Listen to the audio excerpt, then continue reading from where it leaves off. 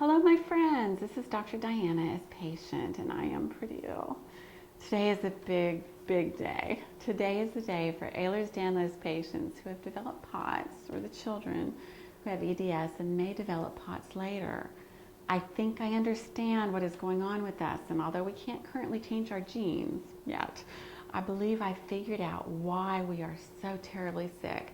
And even more importantly, I think I know how we can feel better. It is only after 7 years and thousands of hours of research going through this condition with you, my friends, comparing our notes, researching some more, undergoing more tests than I can even comprehend, and having more radiation than I want to think about, watching my children closely, trial and error. Well, you know, you've likely been through it. We have to become educated about our rare condition so that we can explain it to our doctors. Am I right?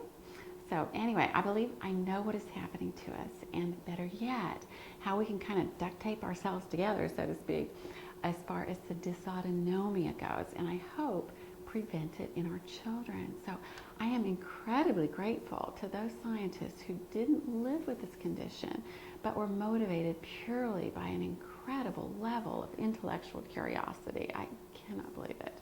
So here goes. This is all written up with amazing references below. I encourage everyone to download this, as there's no way I can cover everything in a video. It would probably make YouTube crash or something, and I would be known for something different, but there are some small nuances with this condition that you'll read about in the paper attached, and I betcha you'll have some aha moments like I did. Ditto with the references. It's as if many of the pieces of the puzzle were already out there, but we didn't put it together all the way. We needed just a couple more pieces. I think I have them, okay? It's called the Driscoll Theory, doggone it, because after all this work and pain and suffering and no pay, it's going to be staying the Driscoll Theory. It also makes it easier to remember the title, which is The Role of External Communicating Hydrocephalus, Mast Cell Disease, and CCSVI as the cause of POTS, Postural orthostatic tachycardia syndrome, and Ehlers-Danlos syndrome. Now let's cover some definitions real quick before I get to the subtitle. It'll make a lot more sense. Hydrocephalus, you may know, like fluid on the brain, if you will, is usually cerebrospinal fluid pressure on the brain. POTS, you likely know what it is, you wouldn't be here, is dysautonomia, or failure of the autonomic nervous system. CCSVI, chronic cerebrospinal venous insufficiency. If you're in the multiple sclerosis world, you've heard of that. It's where our veins, especially in the neck and the esophagus, the internal jugulars, can become stenosed, or they don't flow blood out of the brain well. Sometimes blood even goes back up into the brain. Ew. Mast cells, these are like allergy cells, if you can imagine. When they burst, they release cytokines, histamine, chemokines, and other chemicals that cause inflammation and sometimes an allergic response.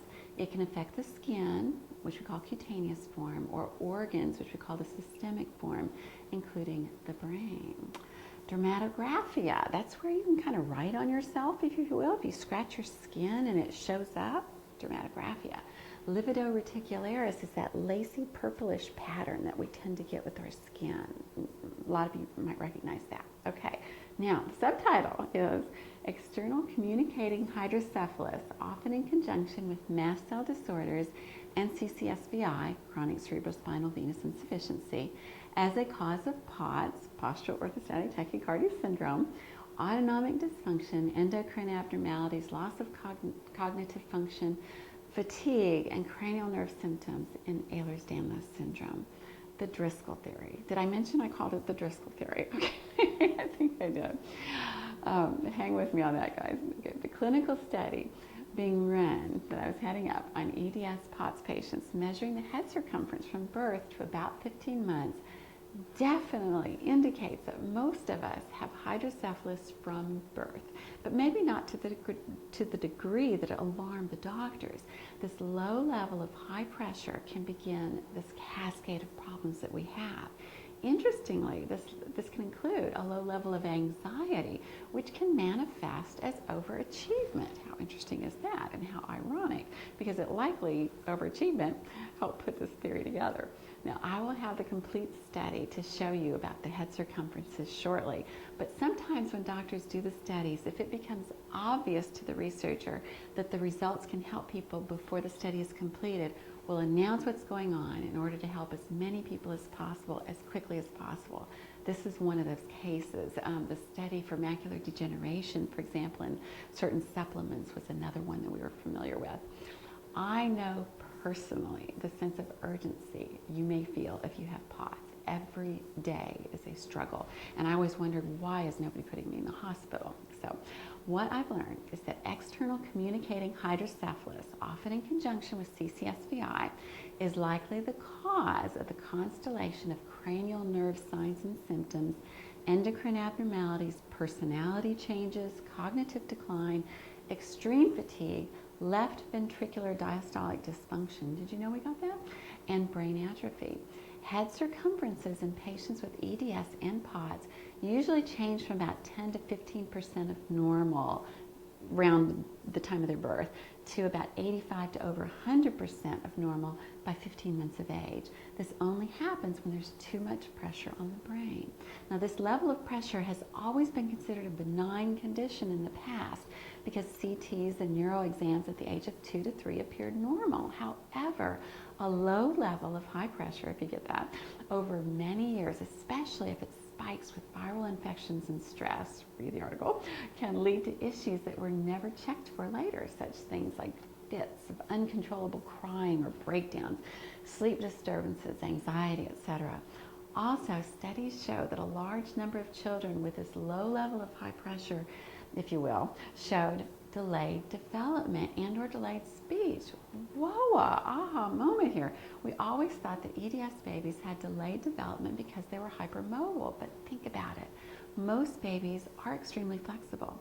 I think it's the level of pressure on the brain that is causing the delayed development in our children.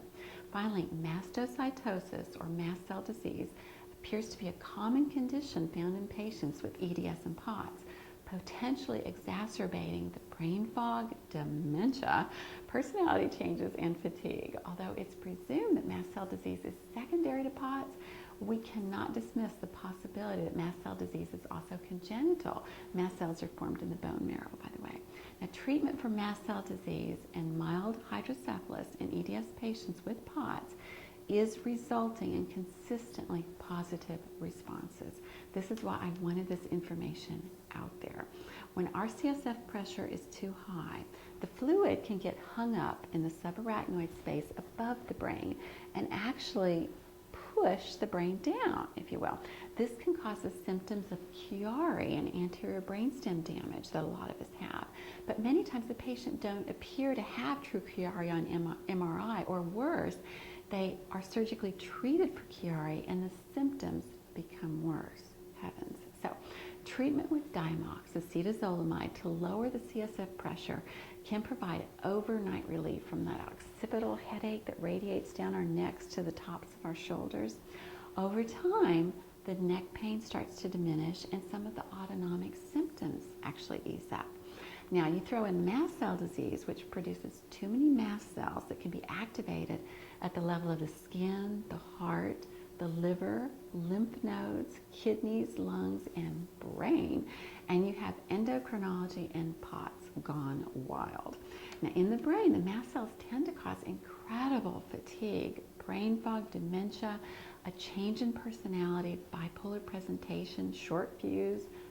Been there. It felt like my brain was melting. Now, H1 and H2 inhibitors have shown to be effective in dramatically reducing some of these symptoms. Zyrtec and Zantac, for example. PPI's, proton pump inhibitors, help, and as does cromolyn sodium. Mastocytosis centers, or mast cell disease centers, are around there, but they use very strict criteria on what is mastocytosis. I think it affects many, many more people than anyone ever realized. For example, I flushed, but I dismissed it at first. I saw my son's rash on his back that just lasted a minute or so. We had the livedo reticularis, the dermatographia. chronic bronchitis, sore throat, mild swollen sore throat, inflamed chest and neck like a sunburn, little signs that I kind of put the pieces together. Now this is a broad outline of what is in the paper. Please take a look and please comment. I am here to help you, okay? More clinical trials are coming up, but I had to get this out to you now. It can change lives today. Oh my goodness, hang in. Gentle hugs to you all. See you next time.